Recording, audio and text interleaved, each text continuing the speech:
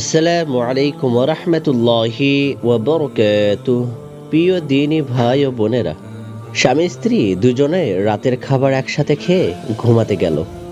স্ত্রী কোনো কথা না বলে চুপ করে রুমে গিয়ে শুয়ে পড়ল। স্বামী স্ত্রীকে বলল, কি হয়েছে তোমার? স্ত্রী একটু অভিমান করে বলল, আমার কিছু হয় নাই। স্বামী, সত্যি করে বলো, তোমার কিছু হয়নি তো? স্ত্রী আরো একটু বেশি অভিমান নিয়ে বলল, না, আমার কিছুই হয়নি। স্বামী অপর পাশে গিয়ে শুয়ে পড়ল। কিছুক্ষণ পর স্বামী লক্ষ্য করে দেখলেন স্ত্রী কান্না করতেছে। স্বামী, এই পাগলি, কি হয়েছে তোমার? কেন কান্না করতেছো? প্লিজ বলো আমাকে। স্ত্রী এ কথা শুনে স্বামীকে বুকে জড়িয়ে ধরে আরো অঝরে কান্না করতে লাগলো। কিছুতেই কান্না থামছে না। স্বামী অনেক অনুরোধ করার পর স্ত্রী কাঁদো কাঁদো কণ্ঠে বলতেছে, আজ তুমি আমাকে ভালোবাসা কম দিয়েছ, আদর কম করেছ।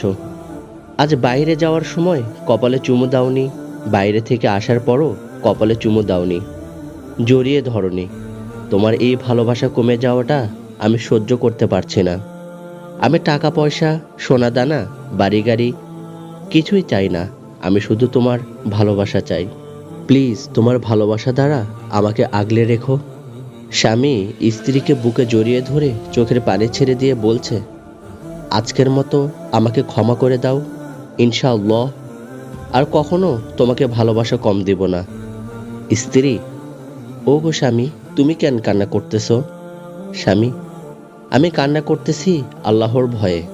তোমার এই অভিযোগ যদি আল্লাহর দরবারে চলে যায়, তাহলে কাল কিয়ামতের দিন আল্লাহর কাছে কি জবাব দিব? স্ত্রী, তোমার কথা আমি আল্লাহর কাছে কখনো অভিযোগ করি না, ইনশাআল্লাহ কখনো করবও না, কারণ তুমি আমার জান্নাতের সাথী। এভাবেই বেঁচে থাকুক সবার জীবনের স্বামী স্ত্রীর পবিত্র ভালোবাসা। আসসালামু আলাইকুম ওয়া রাহমাতুল্লাহি ওয়া বারাকাতুহু।